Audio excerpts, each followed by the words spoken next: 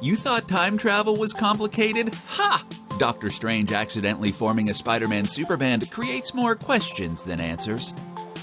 Sometimes the collective will of the internet ends up with us balled up in a corner muttering something about Mephisto, and sometimes all our wishes come true. Now there's no need to choose, all Spider-Men are canon. And they even stood in a circle pointing at each other. What more could we want, really? Well, now that the euphoria has started to wane, we have questions. We're going to try and get through all 25 in around 10 minutes, so buckle up. So, what is the deal with Venom? Speaking of wishes coming true, Tom Hardy and Sony have been delivering on everyone's favorite symbiote. But thanks to the complicated nature of the film rights and who's in what universe, we've had a Venom with no Spider-Man. What is Venom without a Spider-Man? The end credits of Let There Be Carnage promised us that Marvel's most troubled relationship was finally going to take place, but instead, Brock just got a crash course on the MCU before being yanked back to the Sonyverse.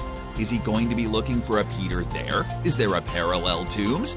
Just what is the deal with Venom and Spidey now? Tell me! So what's up with MJ's last name? Peter went through some changes in the MCU. His bully Flash was a mathlete, not an athlete. Ned Leeds dated Brant for a high school worthy week. And MJ was more broody than model, and she doesn't call anyone Tiger. Up to this point, she also wasn't MJ Watson, except she is. She just doesn't use that name, but why? What exactly is MJ's home life? How did her personality get so dark?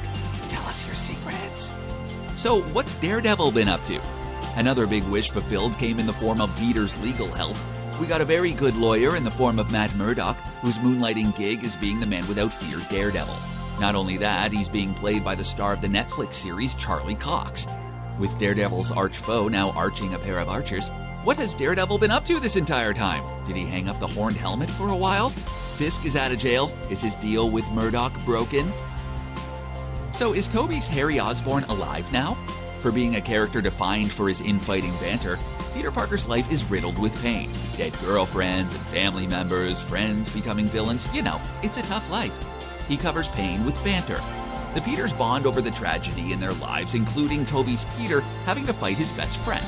But if Norman comes back to cured and doesn't die, Harry never becomes Green Goblin himself? Does Tobey return to that divergent reality or his old one? So confused. So is Garfield's Harry dead? When we last saw Garfield's Harry Osborn, he was working on getting a Sinister Six together, but that Peter talks about the damage that Gwen Stacy did to him that finished with him saying he stopped pulling his punches. Peter can lift 10 tons, that's a lethal punch. Was the unspoken part that he killed Harry Osborn? So does Peter still have a social security number? How much of his records are affected? One thing that became pretty clear over the course of No Way Home is that even Doctor Strange isn't all that sure how his spells work and he's kinda winging it. Maybe Wong really is the best choice for Sorcerer Supreme. That leaves the question, how erased is Peter Parker? Is there no record of Peter, birth certificate, social security number? If that's the case, how is Peter able to get an apartment in New York of all places? Plus, how can he afford it? So what happens when the bad guys return home? So the Sinister Five were all pulled together to Earth 199999. Is that enough nines? The moment before their death, except Flint Marko, who was allowed to walk away. Otto was in the act of his own redemption arc, destroying his own machine. Does coming back not evil really change much, or does he die anyway? Does Norman relapse? Electro's no longer Electrode. Does his body just get fried at the transfer station? So does the spell affect all reality or just Earth? Ask any Dungeons & Dragons player who's played a magic user, and they'll tell you that spells have areas of effect. In this case, it's at least Earth and the encroaching multiverses. But what about those wandering around space like Captain Marvel and Nick Fury? If the spell can puncture the multiverse, does it expand into infinite space as well? So how does Happy think May knew Spider-Man? When a forgetful Happy meets Peter at May's grave, he asks how he knew her, and he decides to say through Spider-Man, which works.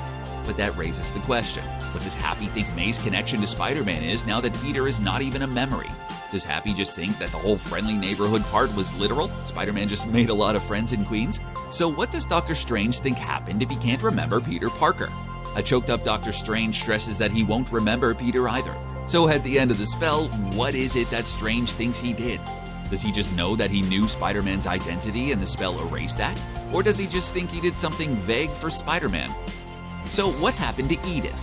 All the drama of Far From Home revolved around Tony Stark's parting gift to Peter Parker, E.D.I.T.H, a pair of smart glasses that happens to control a satellite full of killer drones. Just the thing you would give a teenager, right? That goes predictably wrong, including the coming under the control of a supervillain. But what happened to E.D.I.T.H after that? It gets lost in the shuffle. Though there is a hint when Happy mentions that Stark Industries is under investigation for its involvement in a non-Sokovia Accord-compliant vigilante.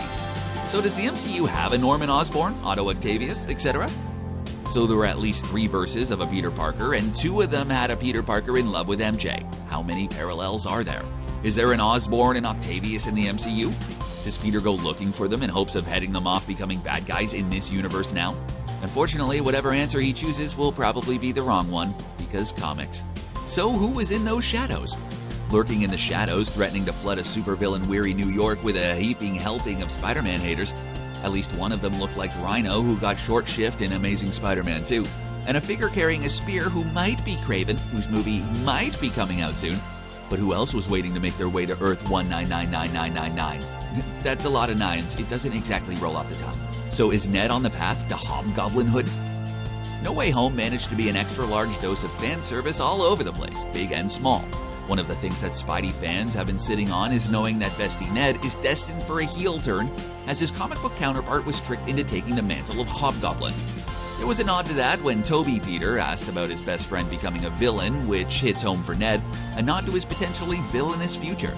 With Ned no longer the guy in the chair, is that where he's headed? The guy on the glider? So how did Tobey's MJ and Peter work it out?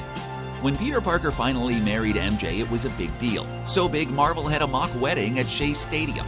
Peter's marriage to MJ was so big, Mephisto went out of his way to bargain it away from Peter. The fans were so upset they had to find a way to redo it. Sans Mephisto, let's not go there. Is that the path that Tobey's Spider-Man took?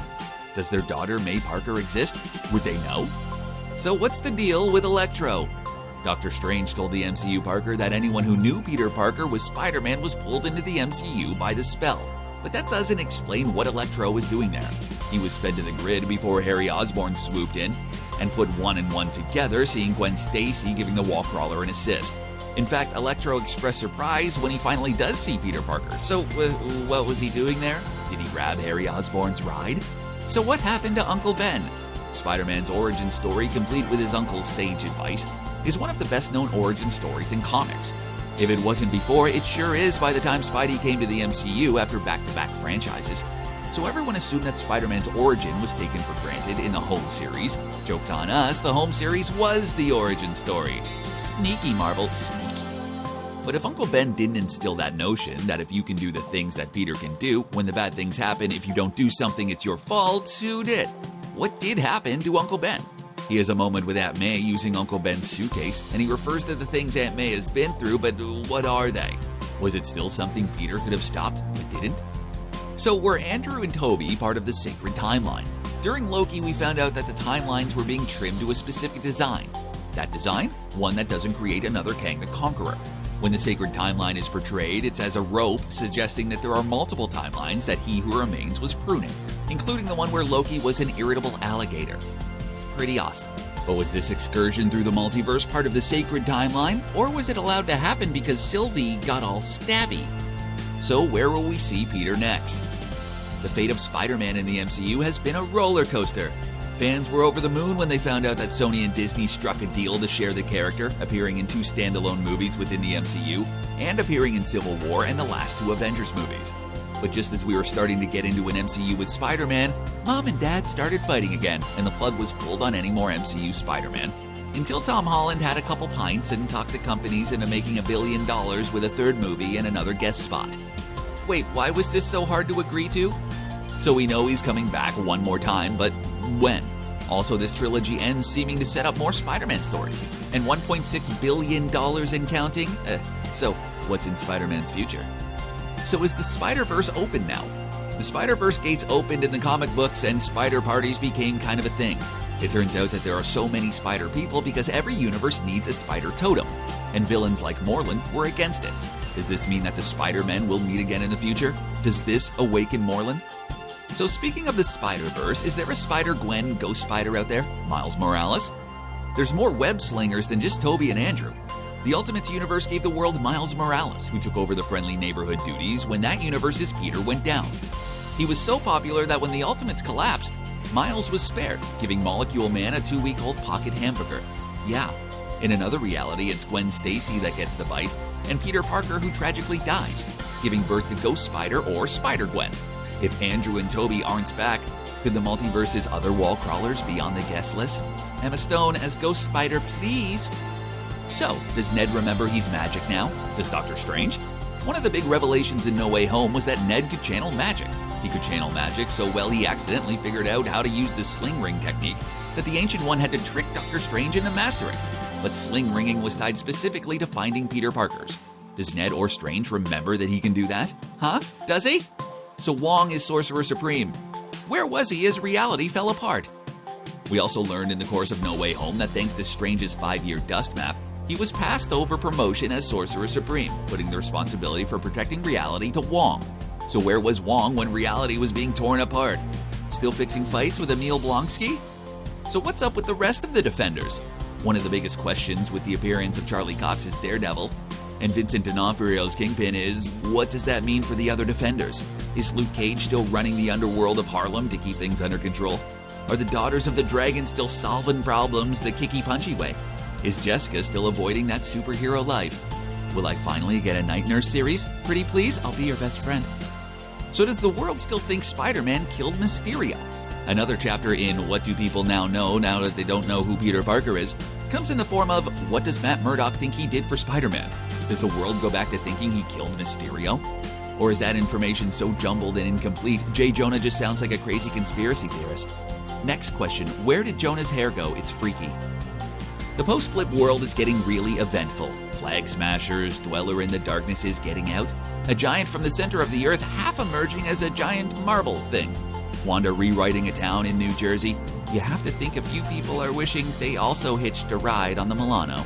Brr, that was a chill video. What were some questions that you had in Spider-Man No Way Home? What were some of your favorite Marvel movie moments? Let us know in the comments below. And as always, everybody, thanks for watching. We greatly appreciate it. Till next time.